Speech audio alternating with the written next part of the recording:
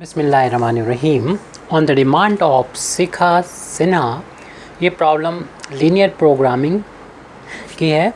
Linear programming problem है the convex combination of all feasible solutions to an LPP यानी linear programming problem is also a feasible solution. तो हमसे बोला गया है कि जितने भी फिजिबल सॉल्यूशन हों, इनका अगर हम कॉन्वेक्स कॉम्बिनेशन करें तो वो भी एक फिजिबल सॉल्यूशन होता है। यानी फिजिबल सॉल्यूशन का कॉन्वेक्स कॉम्बिनेशन भी एक फिजिबल सॉल्यूशन होता है, ये हमको प्रूव करना है। तो पहले तो हमें फिजिबल सॉल्यूशन की डेफिनेशन देख लेना चाहिए ताकि इसमें जो यूज़ होगी थ्योरम को प्रूव करने में तो हमारे लिए आसानी रहे। तो हमने इसके लिए ये यहाँ पर डेफिनेशन लिख के रखी हुई है फिजिबल सॉल्यूशन की। इस पर एक बार हम देख लेते हैं, फिर इसका हम यूज़ करेंगे। ये डेफिनेशन है feasible solution of an LPP. तो एक एलपीपी की ये प्रोग्रामिंग प्रॉब्लम का फिजिबल सॉल्यूशन किसे कहते हैं? ए सेट ऑफ वैल्यूज़ को कहते हैं feasible solution. Of values of variables यानी सेट ऑफ वेरिएबल्स को, यानी set of values of the variable यानी वेरिएबल की जो वैल्यू होती है उसके सेट यानी कलेक्शन को, स्पेशल तरह के कलेक्शन को कहते हैं, जिसमें वेरिएबल्स हैं x1, x2 and so on xn। इनका जो सेट होगा और वो सेट सेटिस्फाइंग दी कॉन्स्टेंट्स, जो कॉन्स्टेंट्स को सेटिस्फाई करे, and the non negative restriction, और जो नॉन निगेटिव कंडीशन होती है, रेस्ट्रिक्शन होती है, उसको भी सेटिस्फाई करे ऑफ एन एलपीपी, किसी एलपीपी की, is called feasible solution of the LPP. यानी जो भी हमारी एलपीपी दे रखी हो लीनियर प्रोग्रामिंग प्रॉब्लम, उसकी जो कॉन्स्टेंट्स यानी जो कंडीशंस होती हैं और नॉन निगेटिव कंडीशन होती है, उन दोनों को सेटिस्फाई करे, तो ऐसा सारे सोल्यूशन ही जो सेट होता है वो सेट ही कहलाता है फिजिबल सॉल्यूशन किसी एलपीपी का। अब हम अपने प्रूफ को यहाँ से स्टार्ट करते हैं, जो प्रूव करना है हमको। तो सबसे पहले तो हम उस सेट को जिसके बारे में बात कर रहे थे, उस सेट को हम कुछ मान लेते हैं। Let capital X be the set of all feasible solution. यानी यहाँ पर जितने भी सॉल्यूशन हैं उन सभी को उठा के हम एक सेट में रखेंगे। उस सेट को हमने X नाम दिया है, feasible solution of an LPP linear programming problem, यानी जो हमें एलपीपी दे रखी है। और एलपीपी है AX, लीनियर प्रोग्रामिंग प्रॉब्लम है AX is equal to V, और नॉन नेगेटिव कंडीशन ये है X greater than equal to 0। तो इसको हम इक्वेशन नंबर 1 डाल रहे हैं, और इसमें हमने X में वो सारे एलिमेंट ले रखे हैं जो इस कंडीशन को सेटिस्फाई करें। उनमें से दो एलिमेंट हम ऐसे लेते हैं, let x1 and x2 be any two distinct मतलब अलग अलग हों, डिस्टिंक्ट एलिमेंट, यानी ये एलिमेंट एक ही ना हो जाए, distinct elements in X means x1 x2 belong to capital X, ऐसे भी कर सकते हैं। या ऐसे भी कर सकते हैं कि x1 x2 जो हैं वो फिजिबल सॉल्यूशंस हैं किसी, यानी एक एलपीपी के, जो हमने इक्वेशन नंबर 1 में ऊपर लिख रखी है। तो इसका सीधा ये मतलब निकलेगा, अगर x1 जो है वो X के अंदर है, यानी X का एलिमेंट है, तो वो इस कंडीशन को सेटिस्फाई करेगा, क्योंकि X में हमने उन सभी सॉल्यूशंस को रखा हुआ है, एलिमेंट्स को रखा हुआ है जो इस कंडीशन को सेटिस्फाई कर रहे हैं कि वो, क्योंकि वो फिजिबल सॉल्यूशन है इसलिए।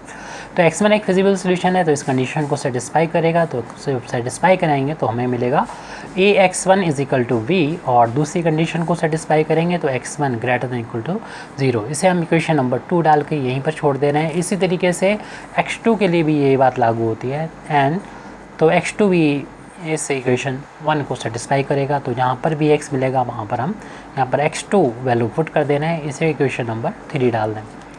तो ये गिवन था, उस बेस पर हमने ये लिख दिया डेफिनेशन के अकॉर्डिंग। अब हमें चूँकि कॉम्बिनेशन देखना है फिजिबल सॉल्यूशन का, और वो भी कॉम्बिनेशन कैसा, कॉम्प्लेक्स कॉम्बिनेशन। तो कई तरीके होते हैं कॉम्प्लेक्स कॉम्बिनेशन बनाने के। तो यहाँ पर x1 x2 दो जो सॉल्यूशन है, फिजिबल सॉल्यूशन है, उन सॉल्यूशन का हम यहाँ पर बना रहे हैं कॉन्वेक्स कॉम्बिनेशन बना रहे हैं। तो कॉन्वेक्स कॉम्बिनेशन का एक तरीका ये भी है, lambda x1 plus 1 minus lambda x2। बस ये ध्यान रहे कि यहाँ पर जो लैम्डा है वो 0 और 0 से बड़ा है और 0 के इक्वल और लेस देन इक्वल टू 1 हो, यानी 0 और 1 के बीच में हो। यहाँ पर 0 भी वैल्यू हो सकती है लैम्डा की और 1 भी हो सकती है। और इस जो वैल्यू है, तो जो वैल्यू यहाँ पर आई है कॉम्बिनेशन की, वो भी उस वैल्यू को हम x3 से डिनोट कर दें। अब हमें ये प्रूव करना पड़ेगा x3 जो होगा वो एक फिजिबल सॉल्यूशन होगा, तो हमारा प्रूव हो जाएगा। क्योंकि x3 क्या है, x1 और x2 का लीनियर कॉम्बिनेशन है, और हमें यही प्रूव करना था कि जो x1 x2 जो फिजिबल सॉल्यूशन है, इनका कॉम्प्लेक्स कॉम्बिनेशन, कॉन्वेक्स कॉम्बिनेशन जो कि ये होता है, जिसको हमने x3 से यहाँ पर डिनोट किया है, तो वो भी एक फिजिबल सॉल्यूशन होगा। तो इसके लिए हम यहाँ पर इस कंडीशन को सेटिस्फाई करने के लिए x3 को इस तरीके से लिखेंगे, दैन ax, यानी हम ये चेक कर रहे हैं जिस तरीके से x1 ने सेटिस्फाई किया है इसको, तो ये कंडीशन सेटिस्फाई हो रही है, x2 ये कंडीशन, ऐसी x3 इस इक्वेशन 1 को जब सेटिस्फाई करेगा तो उसके लिए हमें जैसा प्रूव करना पड़ेगा। तो ax3 की वैल्यू चेक कर रहे हैं कि इस इक्वेशन को सेटिस्फाई करती है 1 को या नहीं, तो उसके लिए ax3 की वैल्यू फाइंड करेंगे। तो a इंटू x3 की वैल्यू हमारे पास ये लिखी हुई है जो ऊपर, lambda x1 plus 1 minus lambda into x2, bracket open करने पर a का मल्टीप्लाई हो जाएगा इन दोनों टर्म्स में। तो लैम्डा x1 a पहले लिख दें, तो a into x1 plus 1 minus lambda into a x2। अब इक्वेशन नंबर 2 और 3 को देखें, वहाँ से ax1 की जगह पर लिख सकते हैं b, और ax2 की जगह पर भी वैल्यू b के इक्वल आ जाएगी। तो ये वैल्यू चल रही है लेफ्ट हैंड साइड में ax3 के इक्वल चल रही है, ये वैल्यू हो जाएगी लैम्डा के बाद b है plus 1 minus lambda into b। Equation number हमने 2 और 3 का यूज़ किया है यूजिंग इक्वेशन 2 and 3। ब्रैकेट को ओपन करेंगे तो lambda b plus v minus lambda v, तो ये lambda v plus minus cancel b के बराबर आ गया। तो देख रहे हैं कि ये पहली वाली जो कंडीशन थी ये तो सेटिस्फाई हो रही है, और नॉन नेगेटिव कंडीशन और प्रूव करें, जैसे कि हम लोगों ने फिजिबल सॉल्यूशन की डेफिनेशन में देखा था कि इसमें कांस्टेंट को सेटिस्फाई करें, तो कांस्टेंट को सेटिस्फाई करता हुआ x3 नज़र आ रहा है। अब नॉन नेगेटिव कंडीशन को और देखना होगा कि सेटिस्फाई ये कर रहा होगा, तो उसके लिए हम लोगों को आगे लिखना होगा। ऑल्सो सेंस को मालूम है कि x1 इक्वेशन नंबर सेकंड से मालूम है x1 ग्रेटर दैन 0 है, इक्वेशन नंबर थर्ड से मालूम है x2 greater than equal to 0 है, और लैम्डा की वैल्यू जैसे कि डिफ़ाइन की गई lambda greater than equal to 0 है। और जो कि लैम्डा की वैल्यू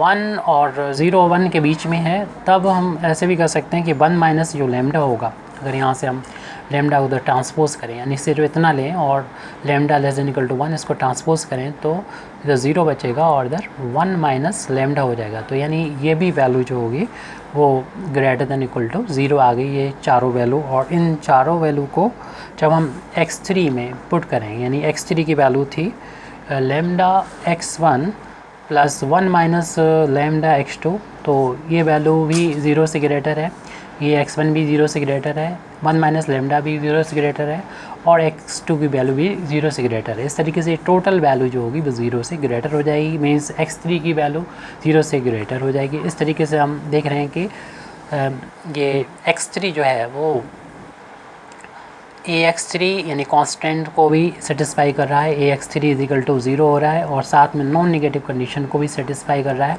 तो जो नॉन नेगेटिव कंडीशन को सेटिस्फाई करे और साथ में नॉन नेगेटिव कंडीशन के साथ में कांस्टेंट को सेटिस्फाई करे, तो ऐसा ही वेरिएबल जो होता है वो फिजिबल सॉल्यूशन हो जाएगा।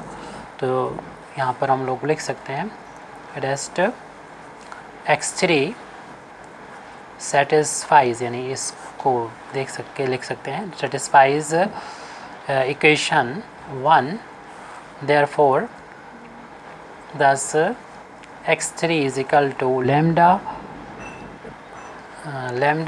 x1 plus 1 minus lambda x2 is also a feasible solution of an LPP। ये हमको प्रूव करना था। Thank you very much Indeed for listening me.